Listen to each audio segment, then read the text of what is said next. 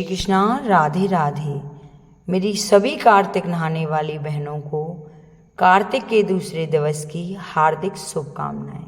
आज आपने सुनेंगे कार्तिक महात्म का दूसरा अध्याय। बोलिए विष्णु भगवान की जय।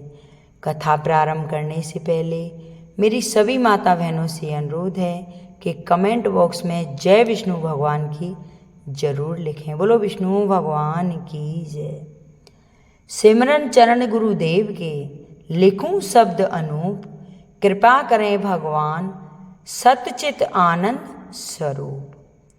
तब भगवान श्री कृष्ण ने कहा, हे देवी गुणवती, अपने पिता व पति को राक्षस के द्वारा मारे जाने का समाचार सुनकर बड़ा विलाप करने लगी।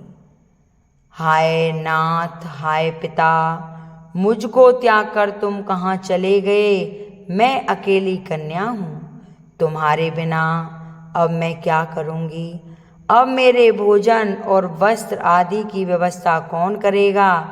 घर में स्नेहपूर्वक मेरा पालन पोषण कौन करेगा? मैं कुछ नहीं कर सकती, मुझ विधवा की रक्षा कौन करेगा? मैं कहाँ जाऊँ, कहाँ रहूँ? मेरा तो अब कठिन कोई भी ठिकाना नहीं रहा।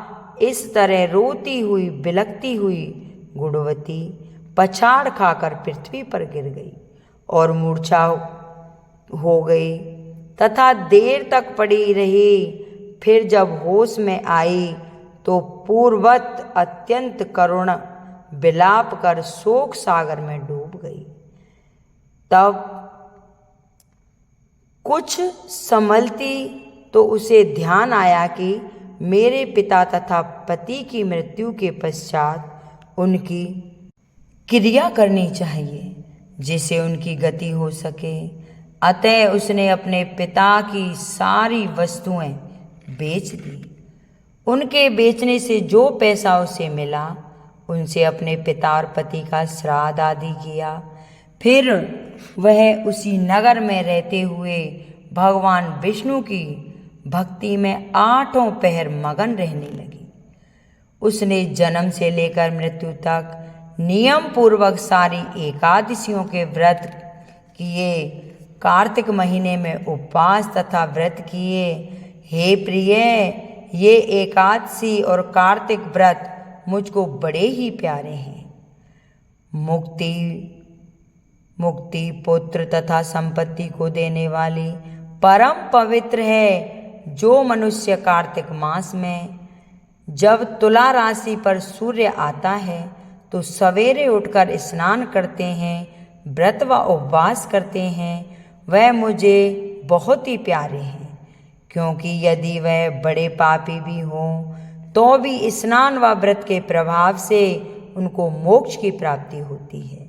जो मनुष्य कार्तिक स्नान, जागरण, दीपदान तथा तुलसी के वृक्ष की रक्षा करते हैं वह साक्षात विष्णु भगवान के तुल्य हैं। जो मनुष्य कार्तिक मास में झाड़ू लगाते हैं और स्वास्तिक बनाते हैं, वह विष्णु पूजा करते हैं, वह जीवन मुक्त हो जाते हैं। यह सुनकर गुणवती भी प्रति वर्ष मन लगाकर कार्तिक का व्रत और भगवान विष्णु की पूजा करने लगी। हे प्रिय, एक बार वह ज्वरग्रस्त और दुबली हो गई थी। फिर भी किसी न किसी प्रकार गंगा स्नान के लिए चली गई।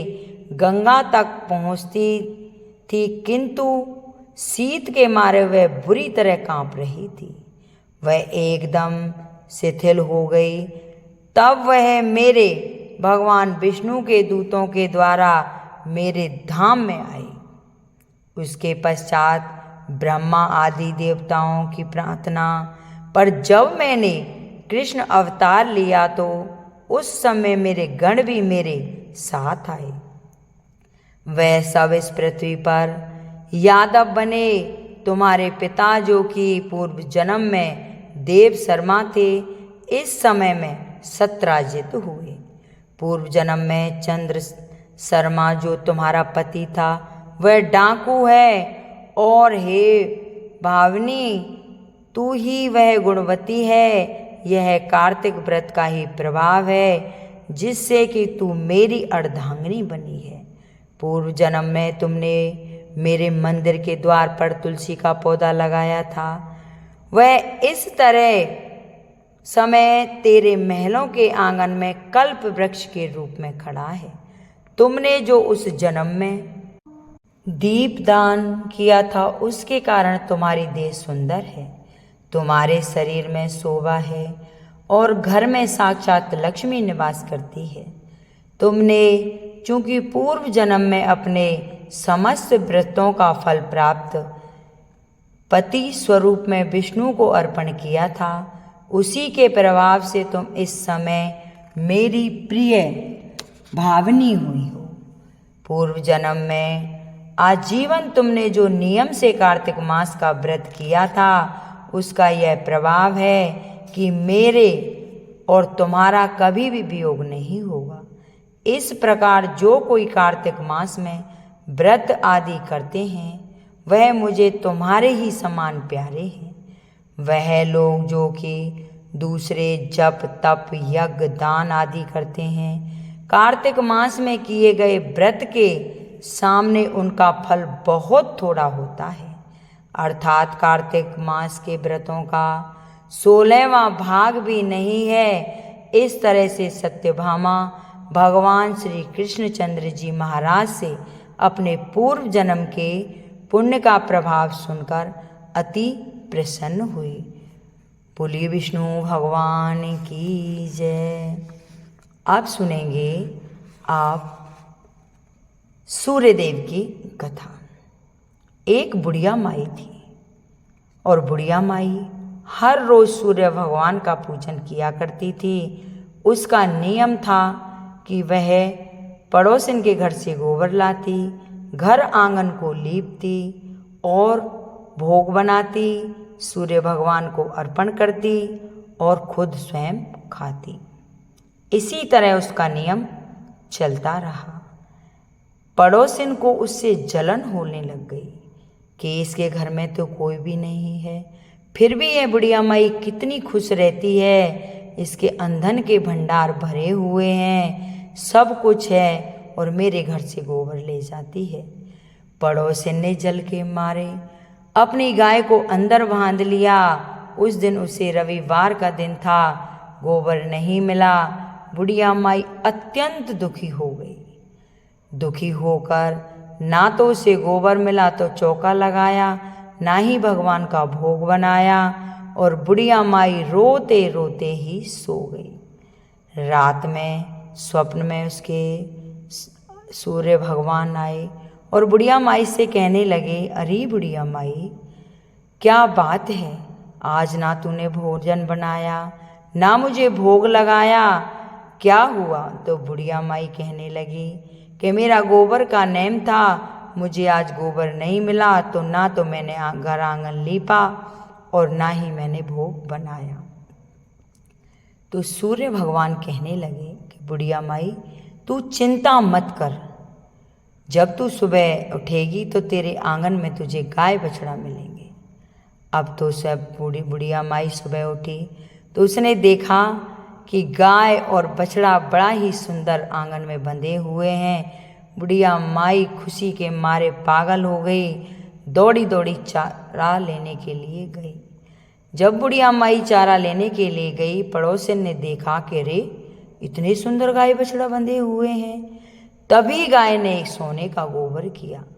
सोने का गोबर करते ही बुढ़िया माई की गाय का गोबर उठा ले गई पड़ोसन और अपना गोबर वहाँ छोड़ गई।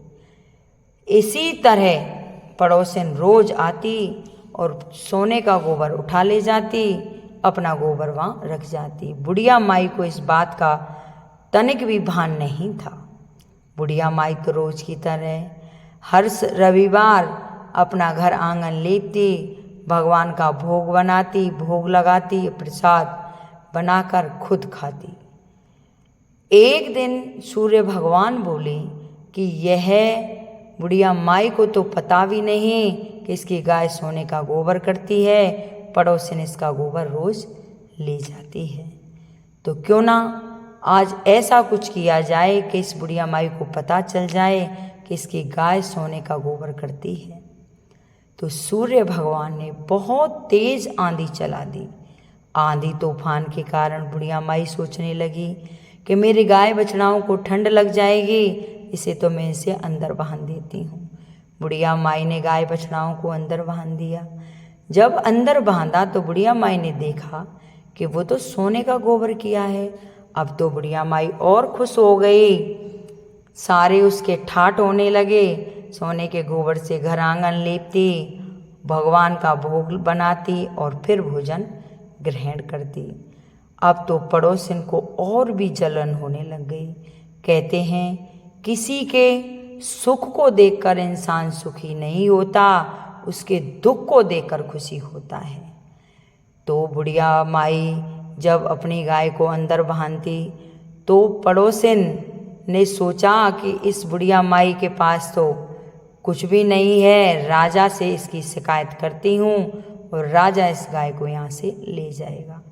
अब तो पड़ोसिन राजा के पास जाती है और राजा से कहती है कि महाराज, आपके नगर में एक बुढ़िया माई के यहाँ एक गाय और बछड़ा है। वो गाय प्रतिदिन सोने का गोबर करती है। उस बुढ़िया माई को सोने से क्या काम? आप तो सारे राज्य का कार्यभार संभालते हो, तो क्यों ना उस गाय को आप ले आओ, आपके खजाने भर जाएंगे, आप तो सबकी सेवा करते हो। तो राजा ने उस बुढ़िया माई के घर अपने दूत भेज दिए और बुढ़िया माई के गाय बछड़ाओं को लाने लगे। बुढ़िया माई ने बहुत मना किया, रोती रही, विलाप करती रही, लेकिन वो नहीं माने, गाय बछड़ाओं को लेकर चले गए। उधर राजा ने बड़ा ही सुंदर भवन सजाया और उस गाय बछड़ा को उसमें बांध दिया। बुढ़िया माई सारी रात रोती रही, रोती रोती बेहोश होकर सो गई। फिर सूर्य भगवान उसके स्वप्न में आए कि बुढ़िया माई क्या हुआ, कि क्या बताऊं, राजा के दूत मेरा गाय और बछड़ा दोनों ले गए हैं। अब मैं कैसे चौका दूंगी, कैसे अपने व्रत का संकल्प करूंगी, कैसे भोग बनाऊंगी, मेरा तो गाय का गोबर का नियम है। तो उसी रात राजा के स्वप्न में और सूर्य देव आए और उससे कहा कि हे राजा, अगर तूने उस बुढ़िया माई की गाय बछड़ा को वापस नहीं दिया तो मैं तेरा राजपाट, धन, वैभव सब नष्ट कर दूंगा। तो बुढ़िया माई को उसकी गाय बछड़ा दे दे। राजा ने अपने स्वप्न में सुनकर वह भयभीत हो गया। सुबह जहाँ वो गाय बंध रही थी वहाँ राजा आया तो गाय ने ऐसा गोबर किया कि उसके सारे महल में बदबू हो गई। फिर उस पड़ोसन को बुलाया गया और उस बुढ़िया माई को भी बुलाया गया। बुढ़िया माई से कहा कि बुढ़िया माई, ये गाय आपको कहाँ से मिली? बुढ़िया माई कहने लगी, मैं रविवार का व्रत करती हूँ, मेरा गाय के गोबर का नेम था, पड़ोसिन के घर से गोबर लाती, लेकिन उसने अपनी गाय को अंदर बांध दिया, मेरे पास गोबर नहीं था, तो इसलिए सूर्य भगवान ने मुझे गाय और बछड़ा दिए कि बुढ़िया माई, ये आपकी गाय बछड़ा हैं, आप इन्हें ले जाओ। फिर उस पड़ोसिन को बुलाकर दंड दिया और सारे नगर में राजा ने ढिंढोरा पिटवा दिया कि सभी माता बहनें गाय के गोबर का नेम लें और सूर्य भगवान की उपासना करें। जैसे इस बुढ़िया माई के कार्य सवारे हैं, वैसे ही सभी की मनोकामना पूर्ण करना है। सूर्य भगवान जैसे बुढ़िया माई को दिया, ऐसे ही सबको देना, कहता सुनता को देना, हुंकारा भरने को देना। जो भी ये मेरी कथा सुने उनकी सारी मनोकामना पूर्ण करना। बोलो सूर्य भगवान की जय। अगर ये मेरी कथा किसी को पसंद आई हो, इसे लाइक करें, शेयर करें और कमेंट बॉक्स में जय विष्णु भगवान की जरूर लिखें। बोलो विष्णु भगवान की जय।